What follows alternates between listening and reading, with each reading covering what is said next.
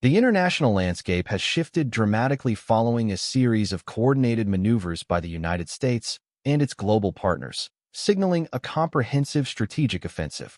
This surge in activity, which intensified shortly after the Japanese general elections, suggests a highly synchronized effort to consolidate power and isolate key economic rivals. By securing a committed administration in Tokyo, Washington has stabilized its influence in the Asia-Pacific region, allowing it to deploy a full spectrum of financial, trade, and military assets. A fundamental shift in American fiscal policy serves as the engine for this campaign. Recent leadership changes at the Federal Reserve have effectively dissolved the traditional boundary between the central bank and the Treasury Department. This integration allows for direct debt monetization, providing the American government with an expansive credit line to fund new alliances and subsidies. With this financial backing, the United States has moved to tighten its grip on international banking, introducing legislative measures that threaten to sever adversaries from global clearing systems and freeze overseas assets, creating what experts describe as a financial island. The pressure extends deeply into the industrial and technological sectors.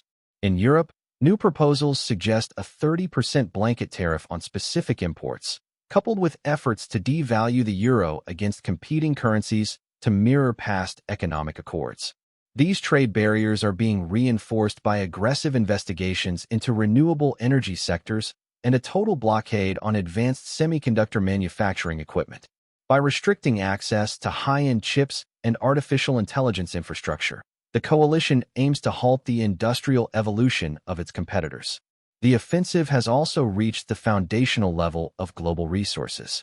A new alliance of over 50 nations has been formed to manage critical minerals, intentionally excluding certain major powers to secure exclusive supply chains for the materials necessary for future technologies. Simultaneously, shifts in the Eastern European theater suggest a potential realignment, with reports indicating a willingness by Moscow to return to dollar-based settlements in exchange for a resolution to the conflict in Ukraine. Such a pivot would allow the United States to redirect significant military and strategic resources toward the Pacific. Despite the intensity of these containment efforts, diplomatic channels remain open, with high-level visits scheduled for the coming months. Analysts view this dual approach not as a gesture of peace, but as a tactic of extreme pressure designed to force concessions at the negotiating table. As these multidimensional strategies unfold, the global community faces a period of heightened volatility where the control of finance, technology, and natural resources has become the ultimate battlefield.